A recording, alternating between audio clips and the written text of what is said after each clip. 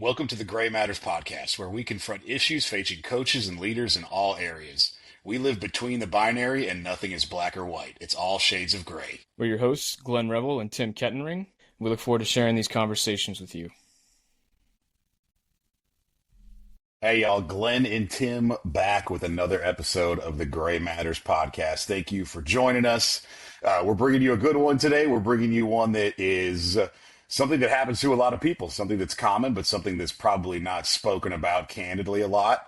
And I think it's going to be impactful for you guys to hear about it, for us to kind of discuss it, maybe even a little therapeutic. And we are talking about everything that comes with getting fired from a job, which is super common, especially in the coaching space, right? But there are still issues that arise from it and feelings that we have, and maybe we're perceived a certain way or not as we kind of go through that experience and what it looks like to have those conversations with people in our circle and with ourselves and potential employers.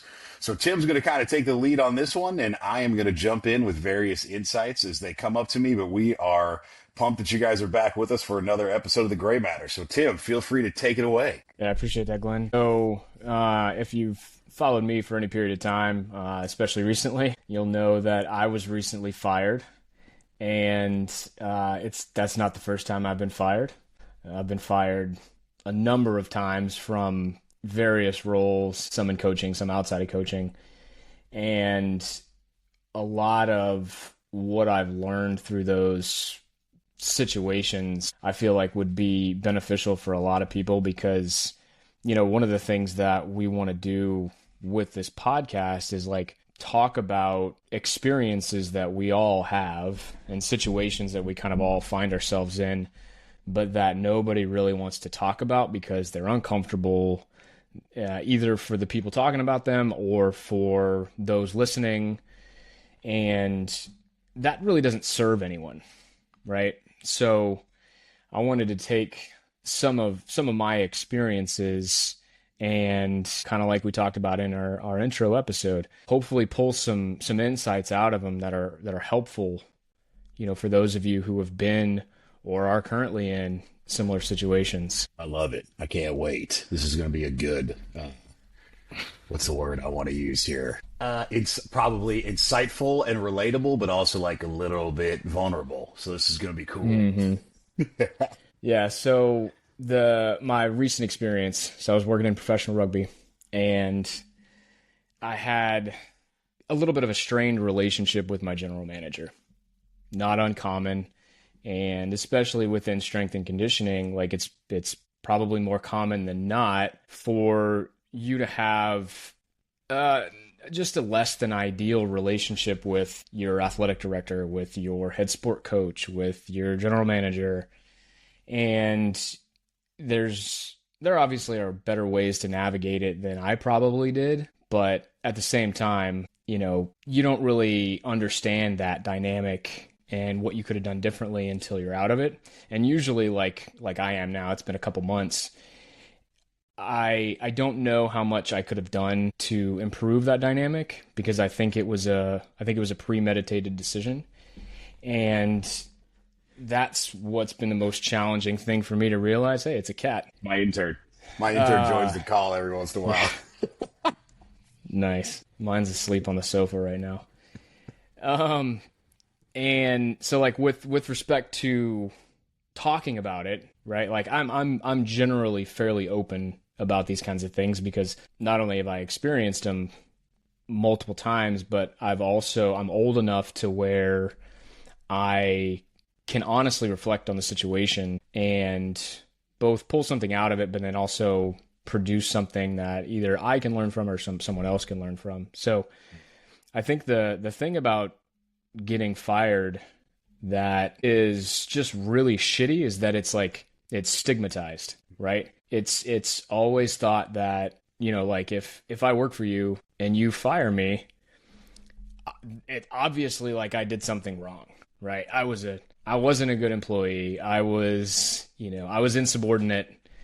I couldn't follow directions. I didn't put a cover sheet on my TPS report, like all the things. Yes. Right? Yes. So with along with that, it's like as soon as you start talking about getting fired, people immediately will shame you either directly or indirectly. They're if they aren't doing it directly, then they're talking to your mutual colleagues about you, right? And that in and of itself just adds layers to what is it like it's a trauma, right? Like it's an instance of trauma.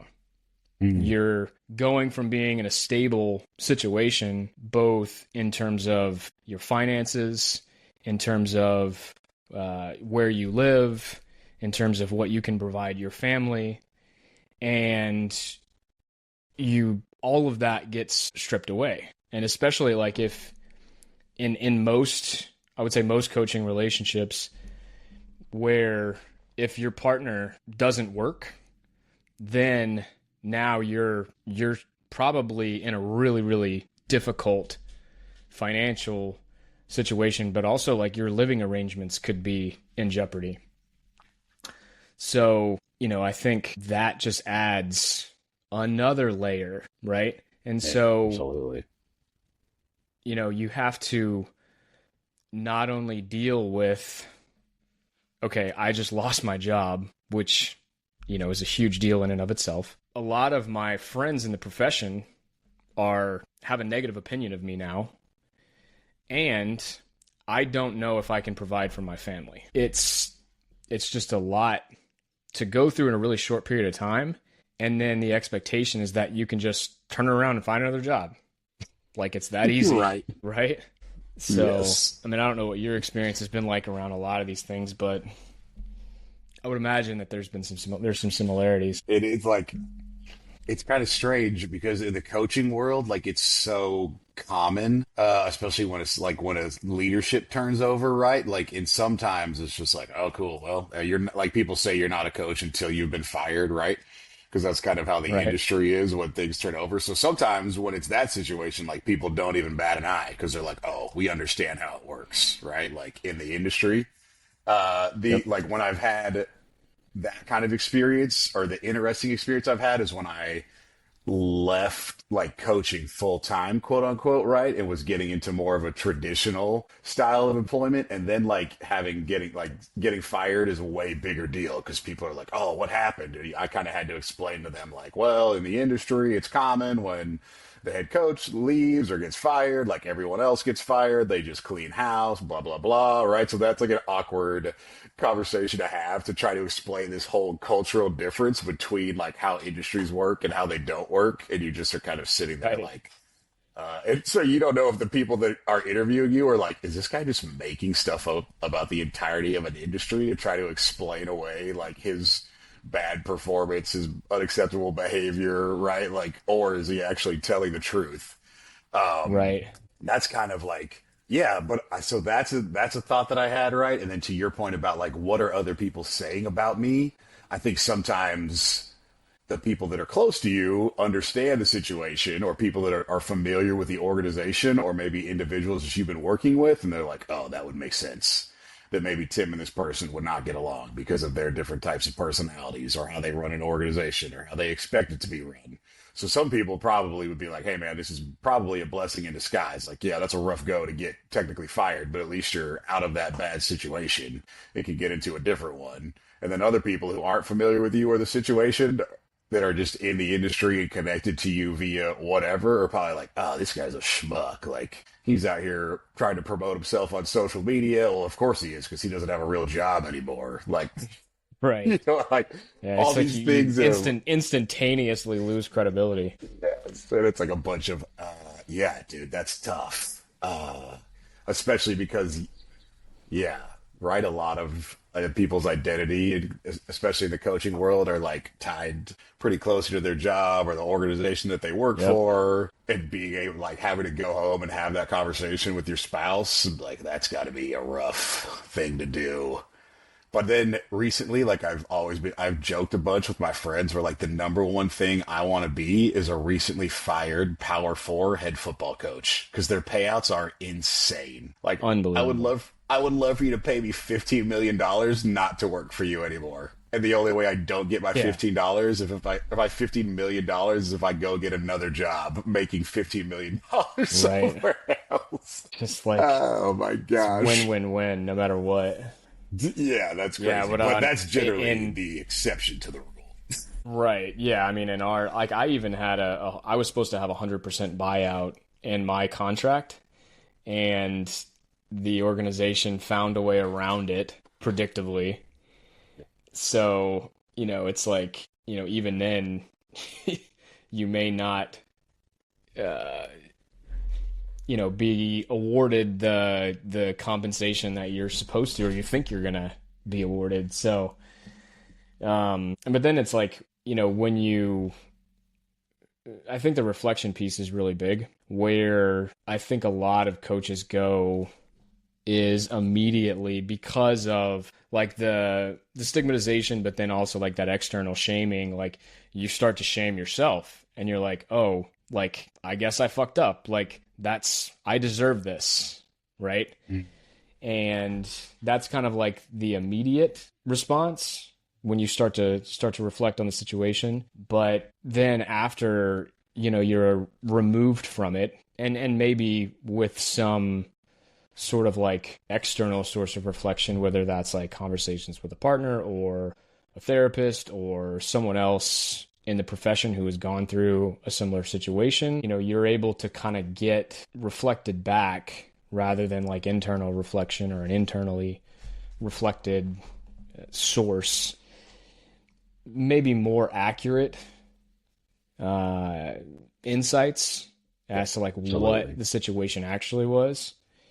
And, I think especially if you've been fired multiple times, like, I mean, I went through in my 5 or 6 years at the high school level, I worked at three different high schools, not because I went with different head coaches. It was just that like, those were situations where like I deserved to get like a non-renewed, right? Because Mm, that's what they do. They don't fire you.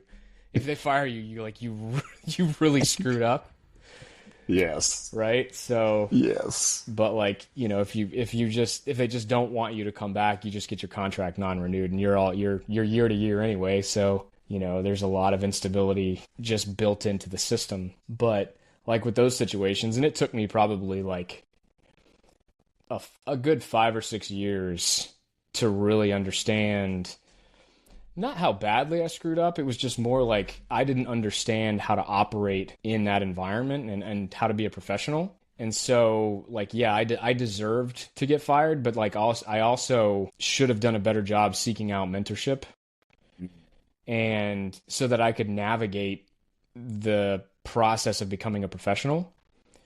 And it wasn't until like I got to the college level where I really understood, like, I was around strong leaders and strong mentors who, even when I was 31 at the time, I I still didn't know how to be a professional, and like what that all that encompassed. And through that process, and through having strong mentors, I was able to at least like get a foundation of what it meant to be a professional. And kind of from that point on, like, I still wasn't the greatest employee because I'm a little, what's the best word for it?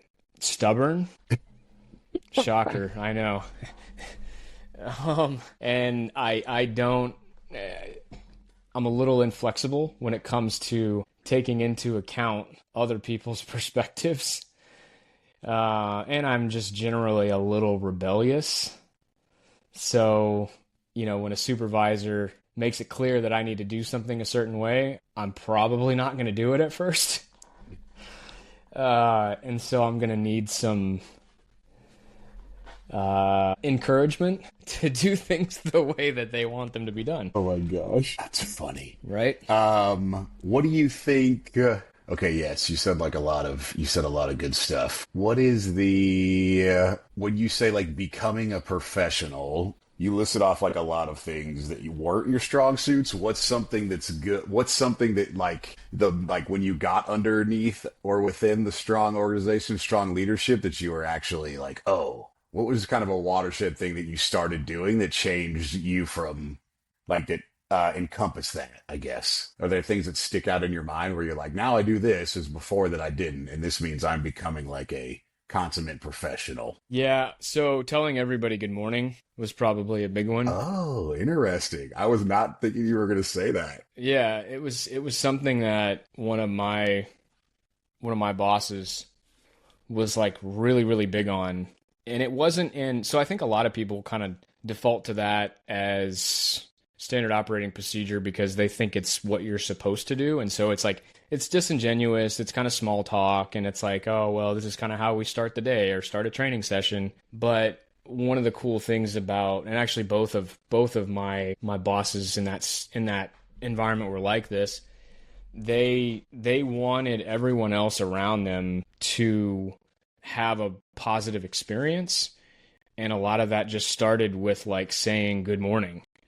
And that in and of itself, when you're a leader, like you're responsible for the tenor of your environment, right? And I wasn't great at it. Like even now, I struggle when I'm having a low energy day to bring positivity to a training session and give it to my athletes or my clients. And I have to, choose action over feelings so that I give them what they need in order to get what they need out of the session, right?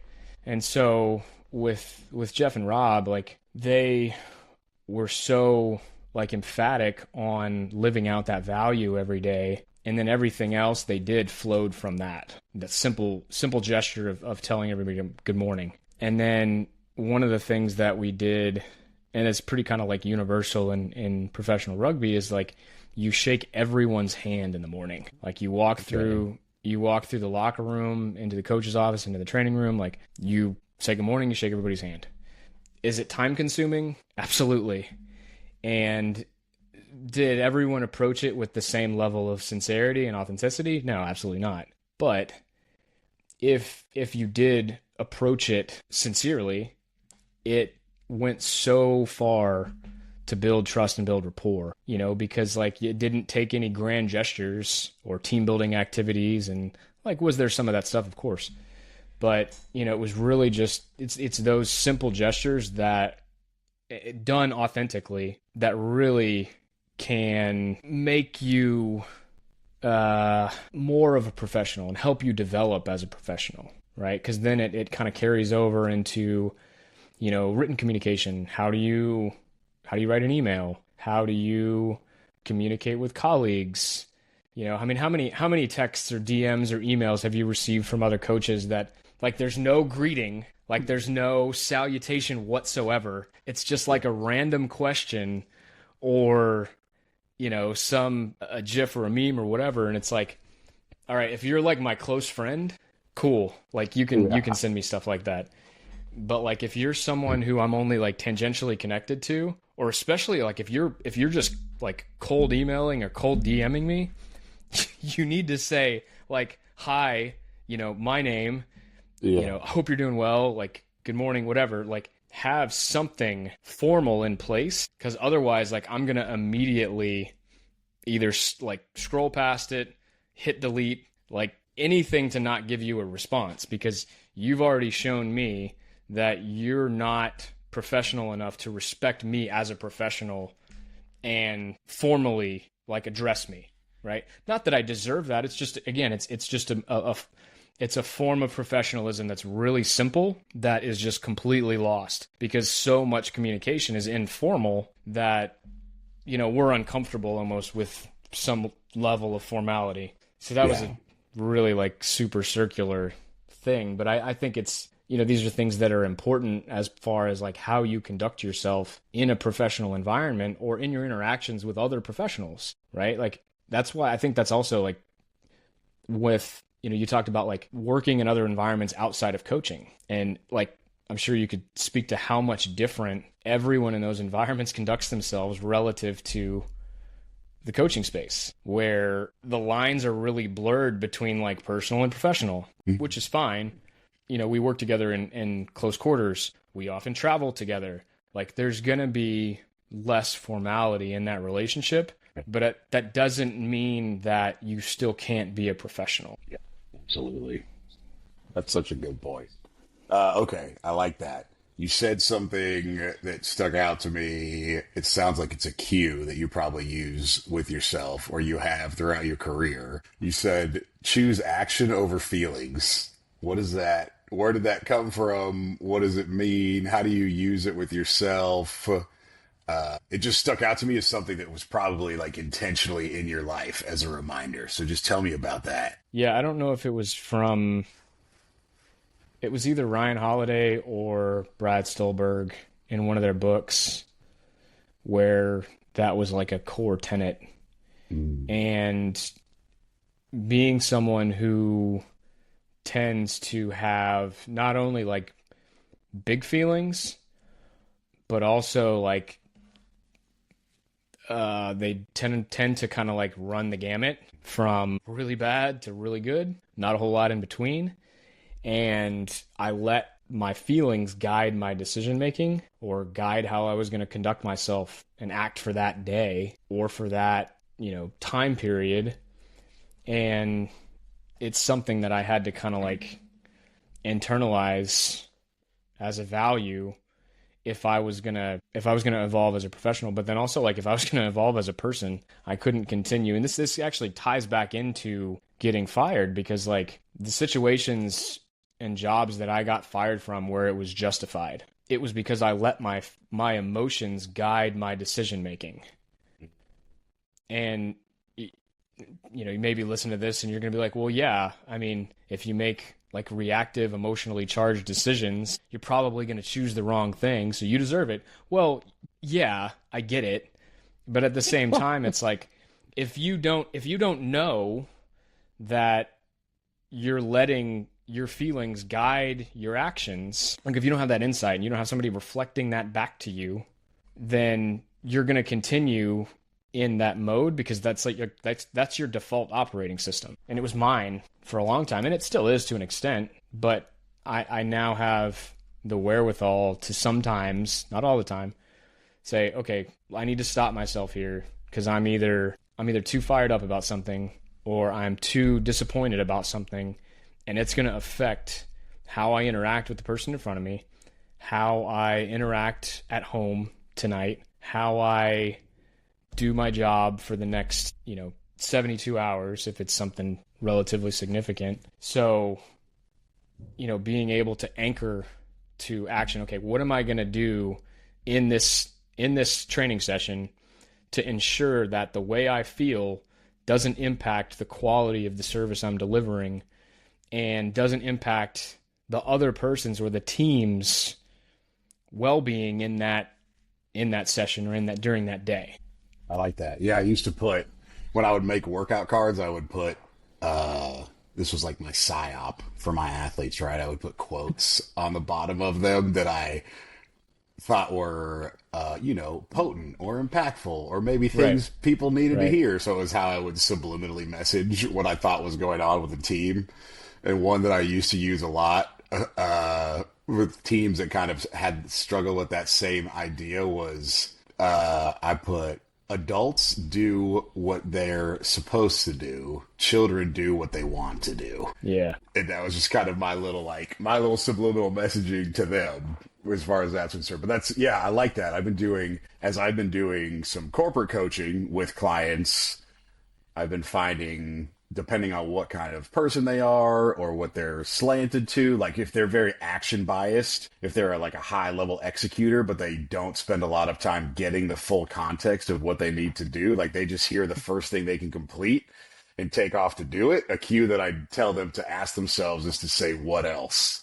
Like, what else do I need to know, right? Like, what else can I do? And that's just their way of cueing themselves to like, let me gather more information before all of a sudden I just take off and start accomplishing things or executing tasks without knowing the full spectrum of what they're trying to do. So it's interesting how coaching cues span across not only from exercises and physical activities, but also once you get into your mind and you kind of look at your performance as a whole, you can be like, "Oh, oops, this is like a trigger, and I need to use it in a positive way so I can cue myself to get myself back on track." So when I heard you say that, I was Right. like, "There's probably a lesson there that he's learned." You talked about I just start laughing. You A talked few of about them. a few lessons, having conversations with people outside of the situation to give you perspective on it, specifically in this most, or maybe in the past, but maybe if something is fresh in this most recent edition of this part of your life. What was the like thing? Was there any like watershed moment or thing that was said to you that helped you kind of like give you perspective, or a light bulb moment where you were like, "Oh, thank you for pointing that out to me," because I was so deep in the weeds of this situation and my feelings about it that I couldn't think clearly about what was actually happening, and like something someone said to you that gave you perspective on what you're going through. Yeah, so one of our one of our captains from previous seasons and also was a captain for the Eagles USA Rugby, like our national team. Cam Dolan was a really good sounding board for me. And he was the one, like when I took the job, who said, look, if you operate like this, how, what we would think of as traditional, like S&C, you're going to lose us right away. And that like clicked with me, and I made sure that I almost went too far in the other direction, but that's like a whole other story. Throughout our time together, like not only did he seek feedback from me from a leadership perspective, but like I would ask him, because obviously like he's taken the temperature of the team and the leadership group on a regular basis and provides feedback to the coaching staff, management, etc. Like he's going to provide me sometimes with too much feedback, but also like a lot of it is going to be really, really useful because he's got such a diverse and very broad and deep experience as a player, as a professional as well. So at maybe a week or so after all that went down, I called Cam and I was like, look, I know you kind of pointed to my evolution in this role about halfway through the season. I'm like, do you think that this was something that I deserved? Or do you think that maybe there was something else going on that we weren't aware of or that I wasn't aware of? And he was like, dude, like you, from year 1 to year 3, like you made tremendous strides. He's like, when you got here, like you were in over your head and you recognized it. You didn't fold under that kind of pressure. He's like, you doubled down on yourself. You did everything you needed to do from a professional development standpoint, from a, using all the resources in your network to become competent as a professional in this role. And you did that from like year 1 to year 2. And he said, and then from 2 to 3, he's like, you now are not only competent, but like most of us see you as really, really good at what you do. So he's like, I don't think that this was a decision that was made based on your performance. And he's not one to kind of like, he was never one to blow smoke up my ass. He was always going to be honest, sometimes to a point where he would hurt my feelings, which to be fair is not hard to do. So there's going to be people who are going to be listening to this and be like, oh my God, you were the softest human being alive. And here's why XYZ, who have personal experience hurting my feelings, and not on purpose, obviously. More of that is my fault than theirs. But anyway, so I knew that Cam's assessment of the situation was probably more accurate than not. And I had to kind of like unblame myself over, the last couple of months. And I still haven't fully like processed all of it. Because there's you have to grieve it, right? Because in coaching, so much of our jobs, like you said earlier, are tied to our identity, for better or for worse. There's a lot of people who say, oh, you're not your job. Okay, I get it. But if you want to be really good at what you do, you have to become your job to an extent. Sure. And so being able to like disidentify from the job and then accept that it wasn't really my fault and that it probably wasn't a justified firing has been a process. And then, grieving the loss of that part of my identity and that role has been a challenge as well. There's obviously like there's depression that comes with that. And they call it ambiguous grief because people can like associate or kind of empathize with it a little bit. If you've lost a job, you kind of understand, but it's different in coaching because so much of our job is tied to our identity. And there's not really a process by which you can go through or like a framework for which you can go through that grieving process. It's been really challenging to do that. It's a good point. Yeah, that's like grief in and of itself is a whole thing, right? That is like sometimes never goes away, comes in waves, every once in a while, or just you'll get pinged with a feeling and be like, oh God, I regret that I did that, or like, Yeah, this the is the triggers are constant. I It's like the law. Go ahead. Go ahead. No, I was I gonna was gonna say say I it's have like an the loss of email. a relationship. Yeah, exactly. I have an email folder in my old like inbox, and it's titled "Yikes," and it's just like, oh, dude, it's like it was basically an email that I got that like called me out on my stuff, and I was like, bro, this was painful to read, and I did not like that. But I was like, let me hold on to this because I need to keep that refresher. You know what I mean? Like in my back pocket, Right. just in case I need to recalibrate, etc. Yeah. Yeah. Well, I mean, I'm never at a shortage for harsh self-criticism, so I don't necessarily know that I would need to keep an email like that. I don't look at it very Uh, often, but every time I just see the folder, I get the like heebie-jeebies, and I'm like, oh God, yeah. thank goodness I'm not that person anymore. Right. What's Yeah. No, and that. oh yeah, go ahead. No, I was gonna say as part of that process too is like I have a tendency to play the victim a lot. And in this situation, like I was a victim of an unjustified firing.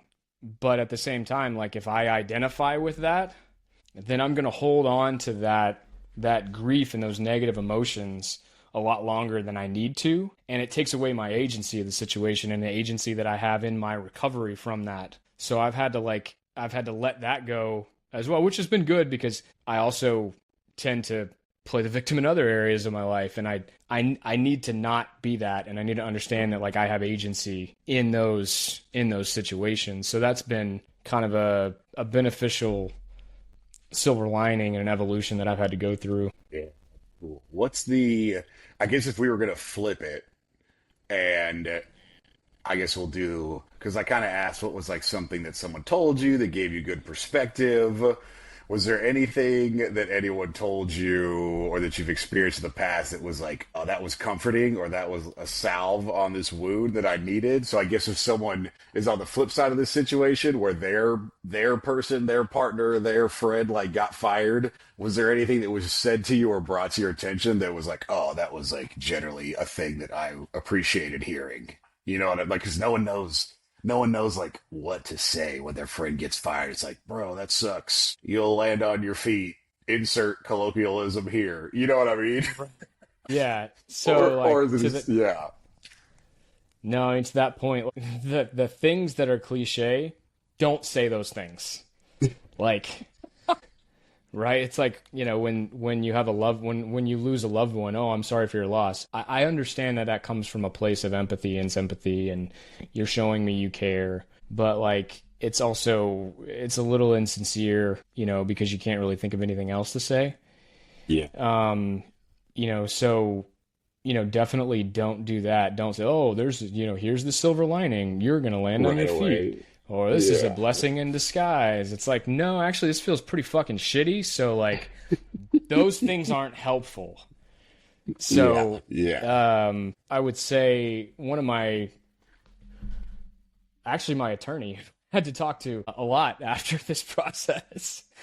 He was just kind of like, he's like, man, like, I know this sucks. He's like, you invest so much energy into, this thing, and then to just have it like yanked out from underneath you, like it feels like really unfair. And he's like, I can tell you right now, just based on knowing you, you probably didn't deserve this.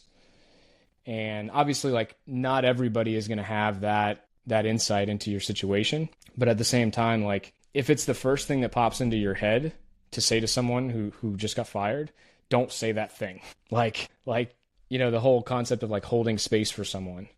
Yeah. That's what that means, right? Like, if you're in a shitty situation and you need to talk to me about it, my job is just to listen, right? That's what holding space means. I don't have to respond. I don't have to confirm or deny. I just have to be here for you so that you can externalize what you're feeling about that situation. That is what support is. And then if you ask me for feedback, for some sort of external reflection, then I can consciously and thoughtfully give you that insight or that reflection based on my perspective and how I interpreted what you said. Like that. It sounds like if people are in the situation where they don't know what to say to someone, you could just literally be like, you could literally just say, I'm here to listen. Yeah. And just leave 100%. It at that. Right? That's it. And if they don't want to talk about it, then let them not talk about it. If that makes you uncomfortable, that's your problem, not theirs. Oh, that's funny, dude. I love that. It is like a hard thing it's a hard thing to, I don't know, be in that space because you're like, well, thank you for sharing that with me. How do I be of assistance? And I like, right. That could also be something you could just say too. Like, I don't know, honestly, how to respond to this, but if you need something from me, let me know. Right. Yeah. I mean, how can I support you? Yeah. Real just simple. Saying that you don't know is fine. And people will at least know, like, I'm available if needed. Yeah, for sure. No, I mean, I think that's critical. What are the, it's funny that you just said this because you were like, don't talk about, like, don't be like, oh, well, silver linings. What understanding or have you gained from this experience, or like any lesson you can take with you? Or, you know what I mean? Like, as you've kind of been doing this critical reflection, the idea of, oh, this is a takeaway that I could utilize in the future, whether it's like a tactical thing when it comes to like doing business, negotiating a contract, or if it's just kind of like, oh, this would be pertinent for me to know, to recognize in that political space of how we operate within an organization. Like, when I see these warning signs next time, now I know what's about to happen, or now I know how to change my course of action. Yeah. Yeah. Well, and the interesting thing too, though, is like, I don't want to hear someone else tell me about silver linings or blessings in disguise. Like, those are things that I need to tease out on my own. And because ultimately, like, I'm the one who's going to define or determine whether or not it was a blessing in disguise and whether or not there is a silver lining. Like, how I adapt to the situation afterwards really is what's going to determine those things. And in terms of like the lessons I learned, I think the most prominent one, or at least like the one that's coming to mind first, is that when you're in a support staff role, your job is to support everyone, whether that's players, other coaches, medical staff, management. That doesn't mean that you're like subservient to them. Like, you don't have to, acquiesce to everything that they tell you to do or ask you to do. But it does mean that, like, you can't let your own ego and arrogance get in the way of how you communicate with them, how you go about doing your job on a daily basis. And if I would have had a little bit less of an attitude, and not that I was disrespectful, but it's like when someone comes in and asks you to do something in a way that is completely counter to the way that you already do that thing, you're going to be resistant, right? So, being a little bit more open to finding a compromise would have been beneficial. And I think that's probably a place that a lot of strength coaches especially could operate from, because especially when we're talking about working with sport coaches, we have different understandings of what like sport demands are, not to get like super technical, but like, so me, like if you're a strength coach and I'm a sport coach, we need to collaborate on what a compromise looks like between what my perception of what training is and what yours is.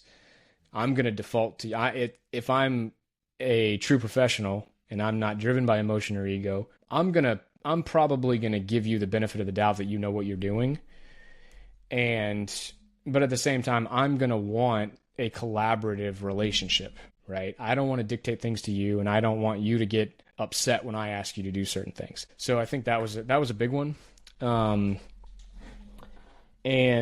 the other one, back to the actions over feelings, I let my emotions drive a lot of how I acted, probably too often, not probably, definitely too often.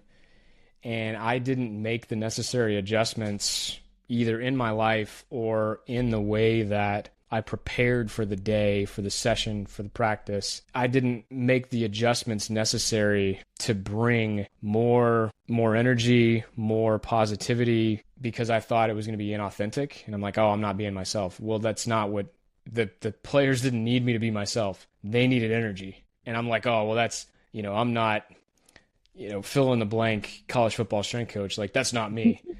Yeah. Well, yeah, I mean, it's not me, but at the same time, like I could have found a way to bring more energy to the environment so that we got more out of the training session or we got more out of the practice session, and I didn't. So that was a big takeaway. And I guess if there was a third, one of the really beneficial lessons that I gleaned from the whole experience, not necessarily just being fired, is that like if enough stakeholders, especially from a staff standpoint, approach how everybody operates and kind of like the team operations from a place of selflessness and truly putting like the needs of the team first, outcomes are going to be much better. Culture is going to be stronger. You're going to be happier in your job, even if you don't get to do it the way you want to do it, or the way you think it should be done. So, but that also, again, requires us to like kind of put our egos on the back burner and, sacrifice a little of what we want to give everyone else what they need. I also was listening to you talk, and we referenced the cue that you tell yourself, and then the word choose stuck out to me, because it's like you're going to have to consciously decide. Even though I don't feel like doing this, or I want to do something else, I'm going to choose to do this action that's going to move me forward. And Mike, Yep. Yeah, that stuck out to me as you were saying those things, which is cool. Okay, good. I like that. Last kind of, we talked a little bit about like forgiving yourself, recovering from it. How are you moving forward, or how have you moved forward in the past? And what does that process look like for you? Like, did you go to like, I use this term, find your sanctuary, right? Which for me is like a body of water or going on a road trip or things like that. Like were there specific things that you've done? What is it manifested as? What is kind of like getting back on your feet looked like? So, I mean, I think it's a combination of all those things. I had to go through a pretty thorough reflection process, through both like with therapy, with talking to my wife, talking to friends in the profession, and that's obviously all been relatively helpful. And, once I accepted that I wasn't going to get the job back, I had to... Even though you wouldn't have wanted it back. Or... Yeah, I mean, I think had a couple of personnel pieces changed, I would 100% gone back. But then 6 weeks after I got fired, the whole club folded, which was a whole other like shitty thing. Like they knew they were going to go under, and they still fired me anyway. So, and that's actually a good thing to address. It's like I need to let go of some of that bitterness, because like that's not serving me. Like that negative energy is taking away from my ability to fully recover. But in terms of like accepting the loss, forgiving myself for my shortcomings and understanding how those same qualities that led to, or that I would identify as things that made me fall short of expectations in some way. How do I change either the way I operate or the way I approach whatever specific scenario? How do I change that moving forward so that these shortcomings, these failures, don't continue to hinder the way I do my job now and moving forward? And how can I prevent identifying with them as a failure? Like me being a failure versus the action being failing to meet expectations. And that's a big one. And then, identifying how I want to evolve as a professional moving forward so that I give myself something aspirational to attain, despite not being in the same environment that demanded that I evolve at a really high clip, operational tempo, as we talk about in the military. That's okay. I like that. That's cool. I think generally those are all kind of my thoughts. Is there, I guess, as we wrap it up, as you've been speaking, is there anything that's come to your mind that you want to share that you haven't gotten to, or just like, yeah, anything like in that space? I mean, I'm pretty stream of consciousness, so whatever I said was generally what was in my head. I So like it. it's probably why I paused so much. But no, that was a lot of what I wanted to get out there, what I hope people can learn from. Yeah, no, that was cool. You said some good stuff, like a good stuff on cueing, like yourself when you're in the situation, when you're outside of it, with choosing action over feelings, finding outside perspectives to give you perspective on what like you're actually going through, right? Like people that are familiar with the situation, the organization, yourself, that can actually kind of speak that truth to it. Because a lot of times, I just heard this the other day, but it's called feedback, not feed facts. And so sometimes the things that you're told are not true, right? Or they don't serve you. And you get to Yep. decide if they're things you want to implement or you want to internalize. And if they don't serve you, then you don't have to. And the other side of that coin is a lot of times the feedback you like the least is oftentimes the feedback you need the most. So it's kind of Sure. sitting in that balance between the two, right? And figuring out like my authentic self. Do I not like that because I don't want to hear it because I know it applies to me, or is it something that I don't need to take with me as I move down this path? And then you had like Yeah. the three things that you kind of talked about, right? The three things like that you took from it that you can apply moving forward. Because how impactful would it be? I'm kind of thinking about when you go into a job interview and if you have to, instead of explaining away the reason why you got fired, like if you're just like, I totally did, and here's what I took from it. And now this is what I Yeah. know I can Yeah. apply moving forward, right? Because the big thing is always, and I say this a bunch when I work with teams, professionals, groups, like it doesn't matter who I work with, the idea of like people that can't admit they're wrong and they just try to explain stuff away. Like, dude, it's so annoying. Like all the corporate jargon that they use and like the excuses that they make. Like, I don't want to hear that, dude. I would Yep. much rather you just own it and like have that kind of perspective and awareness of yourself than blaming other things and being like, well, but like, cool, dude. Yes, I did get fired. Here's why I got fired, and here's what I took from it that I can apply to your organization and this position moving forward. Would be way more Yep. impactful to say in an Yeah. interview, and people would actually be like, oh wow, Tim like has some gravitas and actually Right. understands who he is as a person. Because if you just walk into an interview and try to explain away your bad behavior, probably haven't really grown very much, and most likely Yeah. you're going to get fired for that same thing down the line. Yeah. No doubt. And the other thing too that like with respect to feedback is experience gives you a filter for whether or Ooh, not the yeah. feedback is useful. And when you're early in your career, you don't have enough experience to filter feedback. You need to take it all in, right? And through the application and kind of figuring out what feedback to implement when, that is where you learn what's useful and what's not. People that are not on this call with us can't tell, but whenever Tim says something quotable, I put it in our chat. I use it as our like cliff notes. Or he's probably like, "Why is Glenn chatting me while we're literally having a one-on-one conversation?" That's part of doing a podcast. Those are like the little whatever Tim drops a clip, dude, or like a bar or a nugget. I gotta make sure. Yeah. Like, whatever. It's just like if you ever just see me tweet like a 5-word quote, it probably just came from Tim. And I just don't give him credit. It's probably whatever. I don't believe that for a second. That came from your brain. I love that. Well, cool. Well, Tim, this was awesome.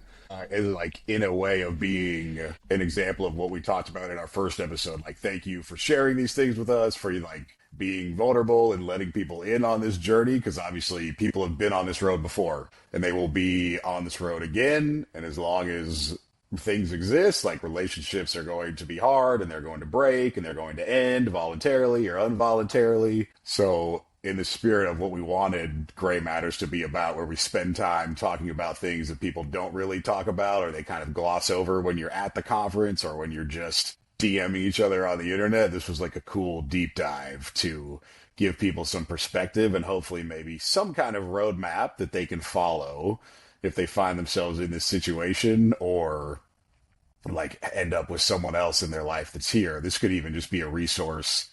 If so, like literally, if one of your friends get fired, you could send them this podcast and be like, "Hey man, I don't really know what to say to you, but there's 2 guys that have been through this and have talked about it, and you might find it valuable and therapeutic." So I'm going to probably, I would say go out on a limb, but I don't even think I'm going out on a limb by saying we probably created something impactful and useful for other people today by having this conversation. Yeah, no, I mean, I sure hope so. Like I said, that was kind of the purpose. So I love it. Well, appreciate you and your feedback and questions. Hey, no problem. Also, per our conversation we had one time, I just saw your bracelet, so it reminded me of like the Ranger beads that we talked about. And I actually, my wife found them. She's like, "Why did you order Ranger beads?" And I was like, don't worry about it. It's a thing." So I want to, because we talked about cueing, like that mental cue that you have. I don't want you to talk about it right now, but I want to save it for the next episode because I feel like it's something we're going to be talking about. But I want you, like listeners, keep this in the back of your mind. Like Tim has these things called Ranger beads, and he wears them not because he does land nav, but for a different, for he might do land nav. I don't really know. He could be doing it. But for a different, not on purpose. But for a different reason that I think is cool, because I think people have mementos like that in their life. So we're going to leave that for a future episode.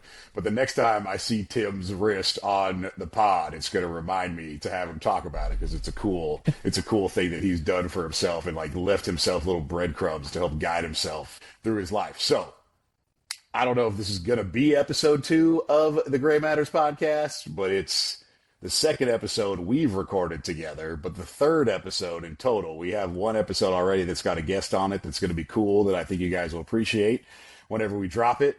But per usual, like, subscribe, share on social media, text this to a friend if you think it's cool. We're available to have conversations on the internet, off the internet. Just use Tim's best rules of practice when you contact us. Preferably like greet us by our name, etc., unless we know each other. Tim and I are both going to be at the NSCA Texas State Clinic in Dallas in October. It's the 23rd and 24th, so if you're going to be there, come find us. I'm presenting. Tim will be there supporting, and that'll be cool. So Tim, if you don't have anything else, I'm going to just sign us off for the day. That's cool. That's great. All right, y'all. Till next time, thanks for joining us on the Gray Matters podcast. Thanks, guys. This episode of the Gray Matters podcast is brought to you in part by Revelation Facilitation, building teams based on values and purpose. Visit us online at revelationfacilitation.com. It's also brought to you by Maverick Human Performance, where we empower coaches to build adaptable systems to navigate the complexities of athletic development.